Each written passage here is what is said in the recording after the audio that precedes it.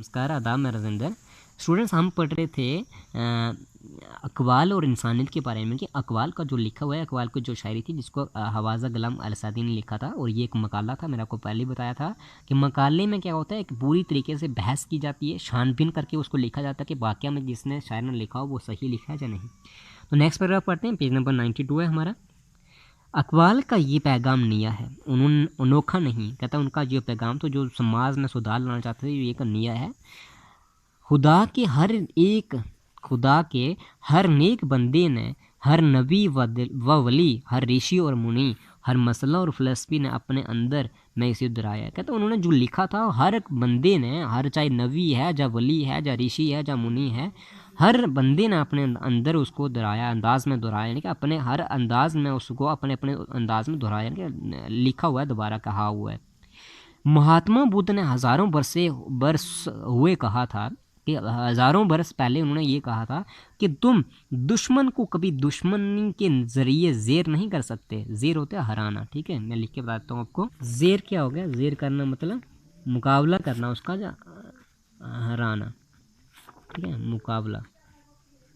दूसरा मीनिंग हम ये भी कह सकते हैं मुकाबला, ठीक है। तो कहते हैं कि जो चीज़ें अक़वाल ने की, काफ़ी सारी ऋषियों मुनियों ने, नबी और जो बली थे, उन्होंने भी ये चीज़ें दोहराई हैं और कहा है। जैसे महात्मा बुद्ध ने भी एक सेम चीज़ कही है कि तुम दुश्मन को कभी दुश्मनी के ज़रिए ज़ेर नहीं कर सकते। कि अगर तुम्हारा कोई दुश्मन है तो आप दुश्मन की नज़र से उसको देखेंगे तो आप उसको कभी हरा नहीं सकते, उस पर कभी जीत नहीं सकते। सिर्फ मोहब्बत और दोस्ती के ज़रिए उसे फ़तह कर सकते हैं। कहता है सिर्फ मोहब्बत और दोस्ती से ही उससे जीत हासिल कर सकते हैं। ये एक अवधी कानून है, मसीहा अलैहिस्सलाम ने सिखाया था कि अपने, कहता कि ये एक मतलब एक ऐसा कानून है जो हमें मसीहा अलैहिस्सलाम ने सिखाया था कि अपने दुश्मनों और मुखालफों से भी मोहब्बत करो। कि हमारे जो दुश्मन हैं और मुखालफ, जिनकी बुराई करने वाले लोग जो हैं, उनसे भी मोहब्बत करो और बुराई का बदला नेकी से दो। और बुराई जो करते हैं आपके साथ, उसका बदला जो है वो आप नेकी से दो, ईमानदारी से दो।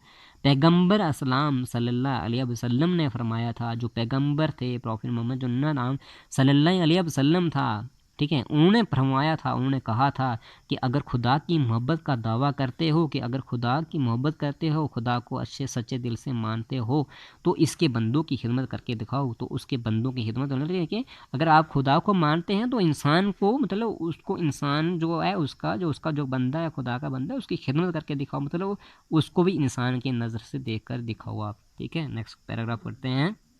नेक्स्ट पैराग्राफ है, पेज नंबर 93 है, फर्स्ट पैराग्राफ हमारा। ये पैगाम निया नहीं, अनोखा नहीं। कहता है कि महात्मा बुद्ध ने भी अगर ऐसा कहा था, अक़वाल ने भी ऐसा कहा था, तो कहता है कि मैंने कहा अक़वाल का जो पैगाम था, जो मैसेज ये देना चाहते थे, ये नई बात नहीं है, अनोखा नहीं है, सिर्फ सच्चा है, क्योंकि इसमें सच्चाई भी है, जैसे महात्मा बुद्ध ने भी ये चीज़ कही है। और ज़रूरी है कि, और इस काबिल है कि इसे नस्र व अशात के तमाम ज़रियों से आम किया जाए।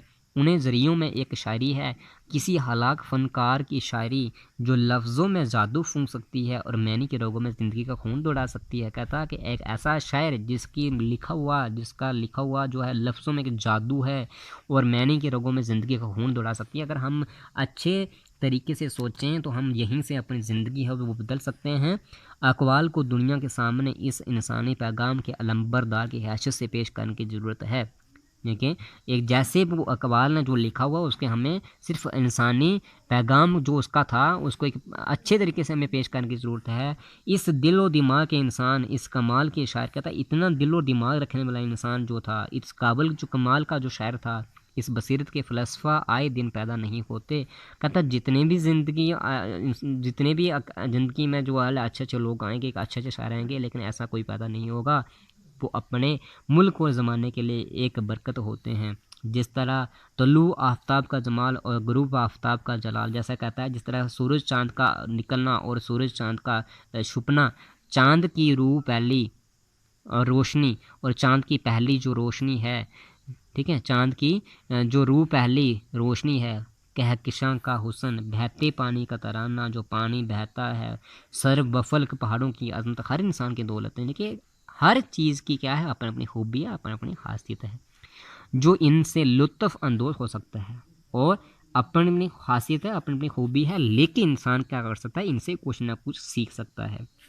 इसी तरह गोइटे और शेक्सपियर, आप काफ़ी बड़े सारे शायर हैं, जैसे गोइटे, शेक्सपियर हो गया, कालिदास है और हाफिज, टैगोर है, अकबाल है, अफलातून और सुकरात है, लिंकन और महात्मा गांधी, इन सब की मुल्कियत हैं। ये सारी चीज़ें, ये कि इतने बड़े बड़े महाराजा वगैरह, बड़े बड़े शायर जो लोग हुए, ये सारे इन्होंने सारा कुछ इन्होंने कहा हुआ है कि जिनके दिल के तार उनकी हिकमत या शायरी के ज़ेरो बम के साथ लर्जिश करते हैं। कहता है अगर इनको हम आज भी याद करते हैं, इनका लिखा हुआ आज भी हम पढ़ते हैं, तो इनमें कुछ ना कुछ सच्चाई थी, कुछ ना कुछ समाज के लिए उन्होंने भला सोचा था और अच्छा सोचा था। वो ज़मान वो मकान की कैद से आज़ाद थे, जिनके वो ज़माने और ज़मान और मकान से कैद, यानी कि उन पर किसी किस्म की वो नहीं था। जो लिखना मतलब जो हकीकत में था वो ये लिखते थे, वो पेश करते। तो इंसान का दिल इनका अब्दी नशमीन है। जैसे इन्होंने लिखा हुआ है कि ये गज़ल है, कहता हूँ वही बात समझता हूँ जिसे हक़, कहता मैं वही बात कहता हूँ जिसे मैं अपना हक़ समझता हूँ। ने अवला मस्जिद हूँ, ना तहज़ीब का फ़र्जंद, ना मैं मस्जिद का हूँ, ना मैं किसी और चीज़ का फ़र्जंद हूँ, इंसान हूँ। अपने भी हफ़ा मुझसे हैं, कहता मेरे अपने भी हफ़ा हैं, मेरे से इनके दूर हैं। बेगाने भी नाखुश हैं, जो मैं बात कह रहा हूँ इससे मेरे अपने भी नाखुश हैं और बेगाने भी नाखुश हैं।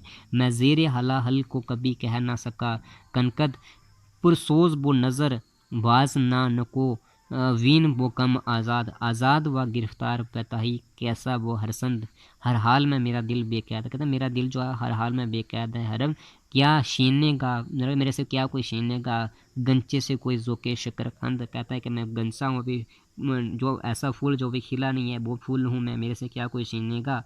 नेक्स्ट पेज है, ये है अकबाल जिसको हिंदुस्तान और पाकिस्तान दोनों अपना शायर मानते हैं। तो कहता ये अकबाल साहिब थे जिसको हिंदुस्तान भी और पाकिस्तान भी, ये दोनों देश जो हैं, दोनों मुल्क जो हैं अपना शायर मानते हैं। इनका यकीन है, लेकिन सिर्फ इनका ही नहीं, इसका प्याम मोहब्बत तो सारी दुनिया के लिए है। कहता है ऐसा नहीं है सिर्फ हिंदुस्तान और पाकिस्तान अपना शायर मानते हैं तो सिर्फ इनके लिए इन्होंने लिखा हुआ है, ऐसा नहीं है। सिर्फ इनका ही नहीं, इसका प्याम जो है, इसका जो लिखा हुआ है, जो मैसेज, जो पैगाम था, वो मोहब्बत जो थी वो सारी दुनिया के लिए है। जैसे ये लिखा लास्ट में उन्होंने लिखा है, शक्ति भी है शांति भी है भक्तों के गीत में, धरती के वासियों की मुक्ति प्रीत में है।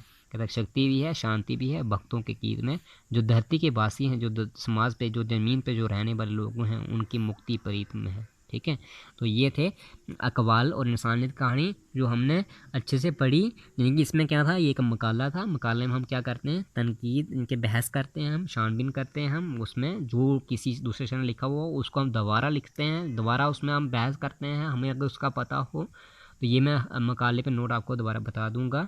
हमारा ये ख़त्म होता है यहाँ पे। अब इसके सवालात हैं। तो जैसे पहला सवाल हमारा क्या था, साला ज़िंदगी की तहमीर के लिए अकबाल ने किस बात को ज़रूरी करार दिया है। यानी कि इंसान को एक अच्छी ज़िंदगी चाहिए, तो अकबाल साहब ने किस बात को ज़रूरी करार दिया था, उसने क्या कहा था कि एक अच्छे इंसान की ज़िंदगी किस तरीके से चल सकती है। तो इसका जिनके हमने जैसे कहानी में पढ़ा कि उन्होंने साला ज़िंदगी की तहमीर के लिए अकबाल ने कहा था, एक अच्छी ज़िंदगी के लिए अकबाल ने कहा था कि अपनी खुदी का एहतराम करना, यानी कि अपने आप को सुधारना, और इसी तरह दूसरों की खुदी का एहतराम करना। यानी कि हम अपने आप में अगर अच्छी आदतें पैदा कर सकते हैं, जब हम चाहते हैं कि हमें इज़्ज़त मिले, तो वो हमें चीज़ पहले अपने में सुधार करनी चाहिए। और इसी तरीके से हमें दूसरों की खुदी का, दूसरों को भी इज़्ज़त देनी चाहिए, दूसरों का भी खुदी का एहतराम करना ज़रूरी करा दिया था उन्होंने। ठीक है, दूसरा था जैसे हमारा सवाल हमारा हुदी से क्या मुराद है। अब हुदी क्या है, अपने हुदी का एहतराम करना, हुदी क्या है। ठीक है, तो हुदी से मुराद है जिनकी ये है कि अपने आप को पहचानना। हुदी का मतलब क्या है, अपने आप को पहचानना। क्योंकि हम तक जब अपने आप को हम पहचान नहीं सकेंगे तब तक दूसरे इंसान को पहचानेंगे। ठीक है, तो खुदी का मतलब है अपने आप को पहचानना, जिनके अपने मुकाम को समझना कि खुदी एक ऐसी दौलत है जिसे किसी भी कीमत पर बेचा जा सकता नहीं है। जैसे जिनके खुदी के मैंने अनानत और झूठा गुरूर के भी हैं। करके हम क्या कर सकते हैं, जब तक हम अपने आप को सुधार नहीं पाएंगे, हमारे में जो घमंड गुरूर है हम उसको दूर नहीं कर पाएंगे, तो हम दूसरों को क्या सबक सिखाएंगे। तीसरा सवाल था, दुनिया आजकल किस खतरे की ज़िद में है, कि आजकल जो दुनिया वो किस खतरे की ज़िद में है।